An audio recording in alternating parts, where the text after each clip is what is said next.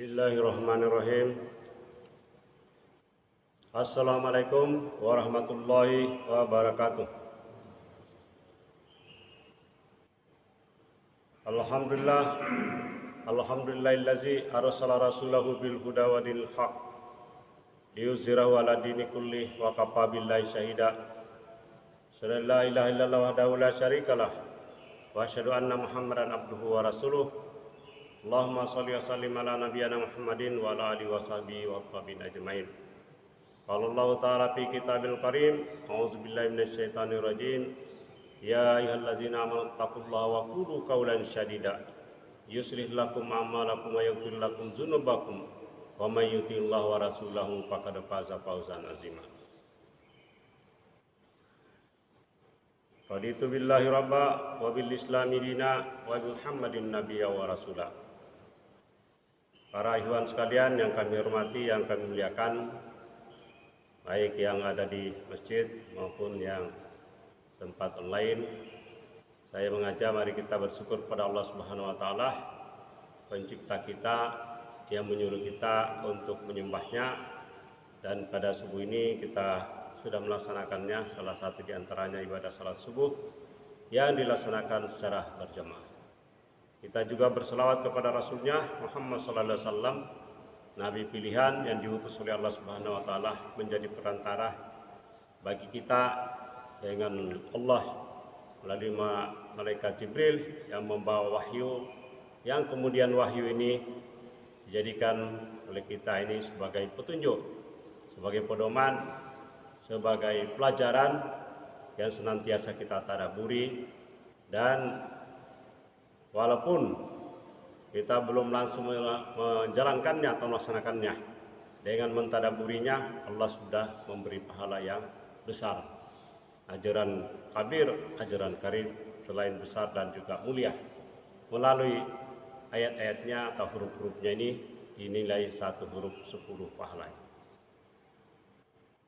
Dalam sebuah hadis disebutkan bahwa Rasulullah SAW mengingatkan, kalau Anda ingin mendapatkan dalam perdagangan keuntungan yang besar, lebih besar daripada 2 ekor unta, pergilah katanya menghadiri majelis-majelis ilmu yang minimal mempelajari 2 ayat dalam Al-Quran, sudah mendapatkan ganjaran investasi lebih besar daripada 2 ekor unta.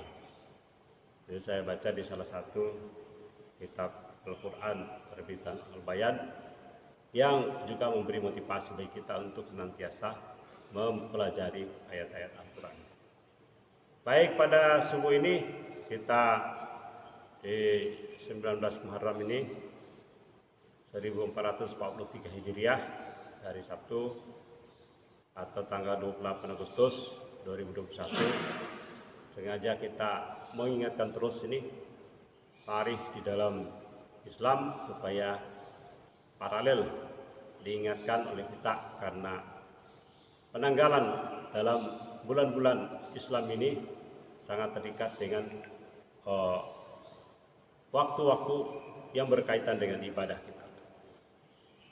Pada subuh ini kita akan mentadabburi surah Al-Lahab yang artinya adalah gejolak api. Ini adalah sebutan atau gelaran yang diberikan langsung oleh Allah Subhanahu wa taala kepada salah seorang yang sebenarnya adalah kerabat dari Nabi kita Muhammad SAW, yaitu Abu Lahab atau pamannya sendiri. Salah satu dari 12 paman Rasulullah SAW yang hidup pada masa kerasulan tetapi menolak kebenaran.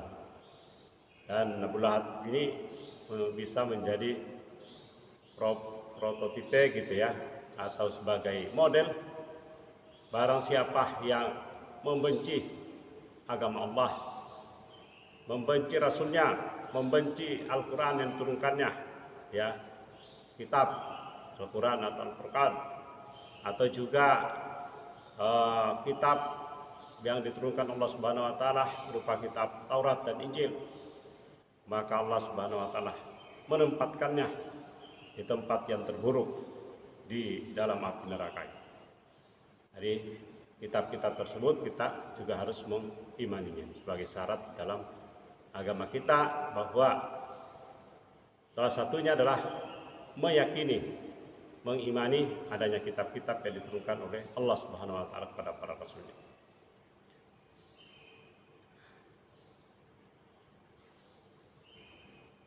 A'udzubillahi minasyaitonirrajim. Bismillahirrahmanirrahim. Tabbat yada Abi Lahab wa tabb. Binasalah kedua tangan Abu Lahab dan benar-benar binasa. Ini yang dimaksud dengan kedua tangan Abu Lahab dalam penjelasan tafsir, bahwa Abu Lahab itu sendiri, dalam arti bahwa kekuasaannya yang dimilikinya, pengaruhnya, dan dia sudah diposisikan bahwa dia sudah binasa, benar-benar binasa. Diulang lagi bahwa benar-benar dia binasa. Ma agna anhu maluhu wa ma kasab. Tidaklah berguna baginya hartanya dan apa yang dia usahakan. Jadi harta dia, amalan dia sama sekali tidak berguna baginya. Ya, tidak memberi kontribusi terhadap kehidupannya nanti di akhirat. Hartanya yang dikumpulkan, nah ini berlaku untuk semua. Yang saya sebut tadi, barang siapa yang menghalang-halangi dari gerakan-gerakan dakwah dinullah ini, agama Allah, maka dia akan binasa. Seluruh hartanya tidak berfaedah, tidak berguna. Dan apa saja amalan yang diusahakan, walaupun dia itu menurut konstruksi berpikir atau cara berpikir manusia di dunia ini mengatakan bahwa dia itu orang baik. Ukuran kebaikan itu pada umumnya disandarkan kepada ukuran manusia.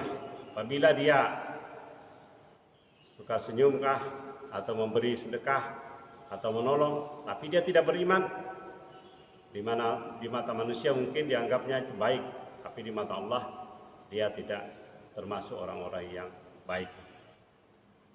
Jadi memang ada ayat-ayat yang mendukung nih, ya. Salah satunya di surah Ali Imran ayat yang 10. Innal ladzina kafaru lan tughni anhum amwaluhum wala auladuhum. Ya. Wala auladuhum minallahi syai'a. Wa ulaika waqudun nar. Sesungguhnya orang-orang yang kafir nih, yang mengingkari Allah, mengingkari hari kemudian, mengingkari hari pembalasan, juga mengingkari kepada Rasul yang diutus, mengingkari kepada Al-Quran, ayat-ayat yang diturunkannya kepada nabinya, kepada Rasulnya, ya, atau berpaling darinya. Mereka tidak berguna sedikit pun harta benda dan anak-anak mereka. Artinya kerabatnya, keluarganya tidak akan menolong sedikit pun, tidak mampu terhadap atau dari asap Allah. Bahkan hartanya tadi akan menjadi bahan bakar api neraka. Bayangkan, ini adalah sebuah malapetaka, sebuah kebinasaan besar apabila manusia mengumpulkan harta sebanyak-banyaknya di dunia, malah hartanya itu akan menjadi bahan bakarnya sendiri di akhirat, di hari kemudian atau di neraka. Ini adalah sebuah malapetaka. Jadi hati-hatilah kita ini mengumpulkan harta banyak-banyak, jangan-jangan harta itu akan menjadi musuh bagi kita ini. Nah, ini jadi perhatian. Saya selanaran zatal lahab. Kelak dia akan masuk ke dalam api yang bergejolak. Nah, ini api neraka yang bergejolak. Ya. Yang dia tidak bisa menolak darinya. Dan apinya ini seperti gunung atau kapal-kapal yang tinggi-tinggi, ya, bahkan bercabang. Disebutkan dalam Al-Quran salah satu diantaranya adalah api itu bercabang-cabang. Saking panasnya ini, ya, belum masuk aja kita sudah kepanasan, apalagi kalau dia ada di dalam. Angus sampai ke ususnya ini, kulitnya hancur ini. Dan kalau kulitnya hancur diganti lagi dengan kulit yang lain, dan tidak ada kesempatan untuk hidupnya. untuk mati, mohon maaf. Kalau di dunia dasar-dasarnya penderitaan orang, mungkin dia akan pingsan. Jadi kalau dia pingsan tidak merasakan lagi. Atau dia mati, meninggal dia sudah tidak merasakan lagi. Tapi kalau di akhirat tidak ada lagi kematian. Ini adalah sebuah problem. Jadi sangat berat ini. Ya, ini mesti kita sungguh-sungguh benar-benar berhati-hati atau tidak pernah sedikit pun bisa masuk, ya walaupun sementara gitu, dalam api neraka ini. Karena pun kalau kita keluar masuk di surga, ternyata orang-orang penghuni neraka yang pernah masuk di jahanam ini itu diberi tanda pada saat dia masuk di surganya Allah Subhanahu wa taala. Setelah dibersihkan, dimandikan di Nahrul Hayat, di sungai kehidupan. Ya, ganti kulitnya yang bagus, dirapikan lagi. Ya kayak kalau di dunia ini di salon lah. Ya, di salon baru masuk ke surga ini. Tetapi tetap ada tandanya, ya. Ada tandanya sebagai mantan penghuni neraka ini. Nah, ini tidak enak juga ya, mantan sudah di surga tapi mantan penghuni neraka gitu ya. Jadi saya kira ini sebuah pelajaran yang menarik. Ayat yang kelima,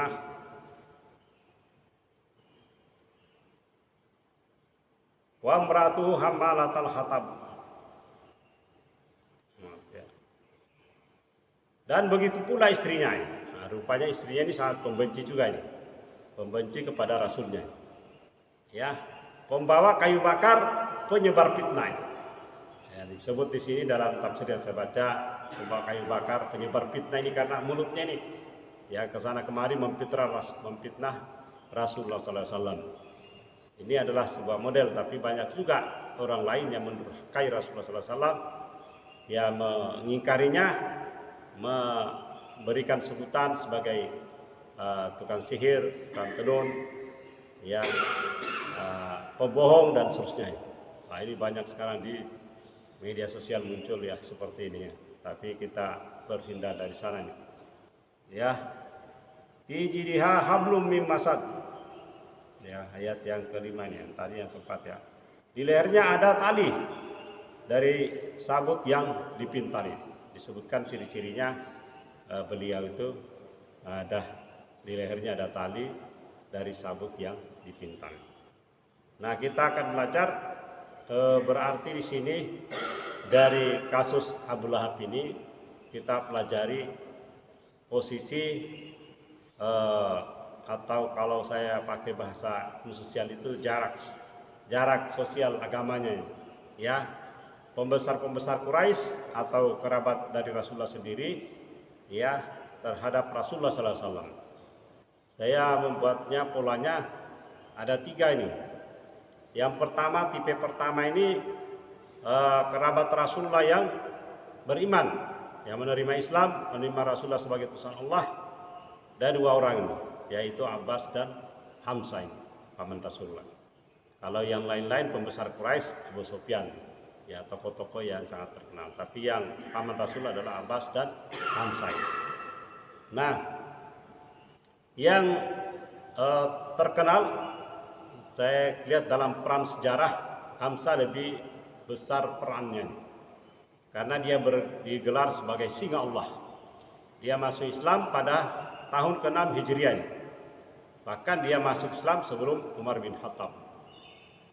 Dia juga ikut hijrah bersama Rasulullah SAW ke Madinah dan ikut dalam peperangan yang sangat dahsyat yang terkenal yang disebut dengan Perang Badar. Berarti satu di antara 313 orang pasukan Rasulullah SAW yang lebih dari 2 kali lipat, 3 kali lipat musuhnya ini, jumlah tentara musuhnya ini. Ini ada yang menghubungkan pasukannya Taliban itu juga pasukan elitnya 313 ya, entah benar ya karena mungkin mereka mengalami kemenangan gitu ya, seperti juga Fathul Mekah nih ya, artinya tidak terjadi benturan perang fisik di tengah-tengah kota ya.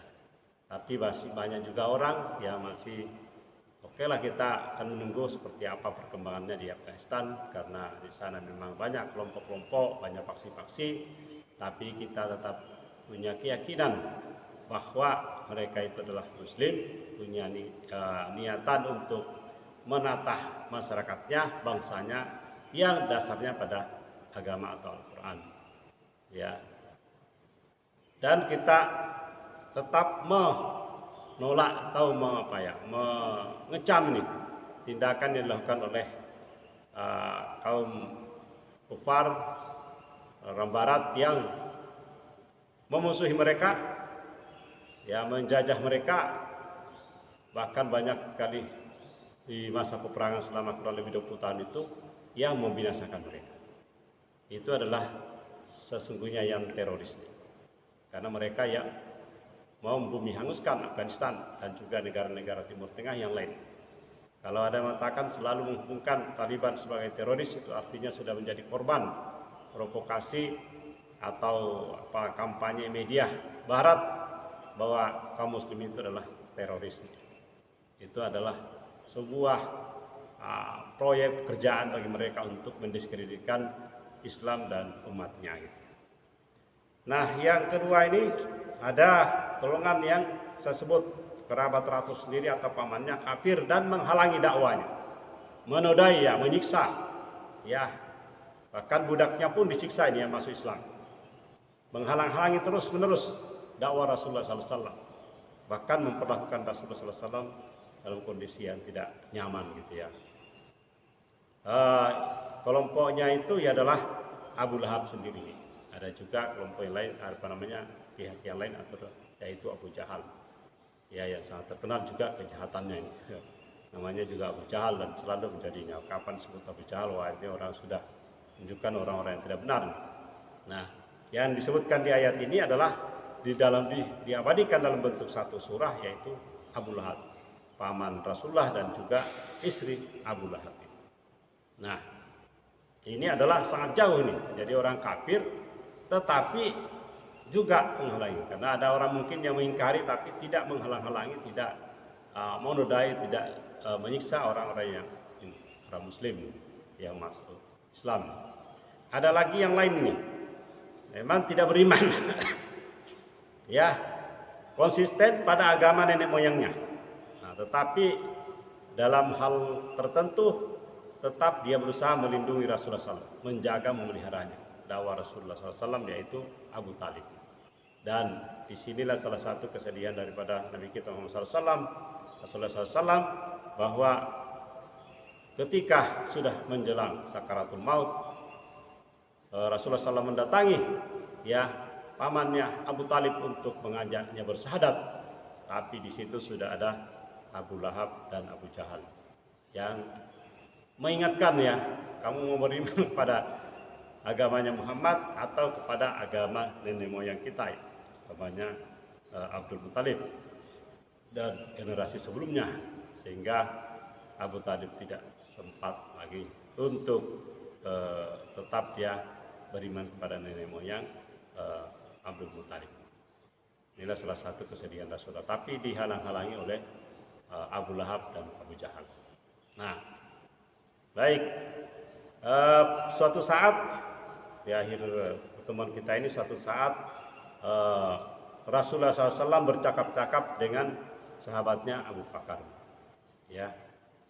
Kemudian datang istrinya Abu Lahab ini, yang tukang fitnah ini, yang suka mengadu domba, ya, suka mengadu domba. Kemudian dia bercakap-cakap pada Abu Bakar. Nah, yang menariknya itu adalah rupanya istri Abu Lahab ini tidak melihat, ya, ada Rasulullah di sana. Ya, sehingga Abu Bakar mengingatkan, apakah Rasulullah itu mendengar apa yang disampaikan oleh istrinya. Dia bilang karena dia mengoceh macam-macam, sama sekali dia tidak melihat, ya. Istri Abu Lahab tidak melihat bahwa ada Rasulullah di dekatnya. Yang dilihat itu adalah hanya sahabatnya Abu Bakar. Nah, ini di keterangan ayat saya kutipkan salah satu. Memang orang-orang yang sudah tidak diberikan kesempatan atau tidak mungkin lagi ada peluangnya untuk beriman ya kepada Islam ini, itu senantiasa ada hijabnya. Ya. Dalam surah Al-Isra ayat 45 disebutkan, kami jadikan hati mereka tertutup. Ya, telinga mereka tersumbat nih. Ya, dia tidak bisa mendengar lagi, tidak melihat kebenaran, tidak bisa juga hatinya menerima.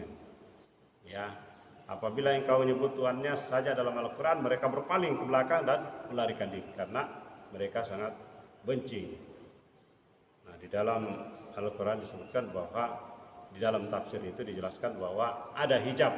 Rasulullah mengatakan bahwa senantiasa orang-orang yang mau berbuat buruk padanya itu dipasang hijab, ya, sehingga dia tidak bisa melihat pada Rasulullah. Nah, itu dialami ketika Rasulullah SAW mau hijrah, ternyata dikepung oleh para Al-Gojo ya di rumahnya, sehingga Rasulullah SAW bisa lolos ya dengan melemparkan pasir ke muka mereka. Walaupun rumah itu dikepung oleh mereka, tapi Allah Subhanahu wa taala juga masang hijab melalui pasir tersebut sehingga tidak bisa melihat Rasulullah SAW dan tidak bisa membunuhnya. Baiklah, inilah yang menjadi pelajaran bagi kita untuk kita ingat-ingat bahwa konstruksi manusia ada orang yang baik, tapi mungkin di mata Allah tidak termasuk orang yang baik. Mungkin ada orang yang masih menolong agama Allah, katanya sudah membantu Rasulullahnya, tapi dia juga tidak beriman gitu ya. Tetap diposisikan bahwa dia itu ingkar kepada Al-Quran dan kepada Islam. Demikian pertemuan kita hari ini. Mari kita tutup dengan doa kafaratul majelis. Subhanakallahumma wa bihamdika asyhadu an la ilaha illa anta astaghfiruka wa atubu ilaik. Assalamualaikum warahmatullahi wabarakatuh.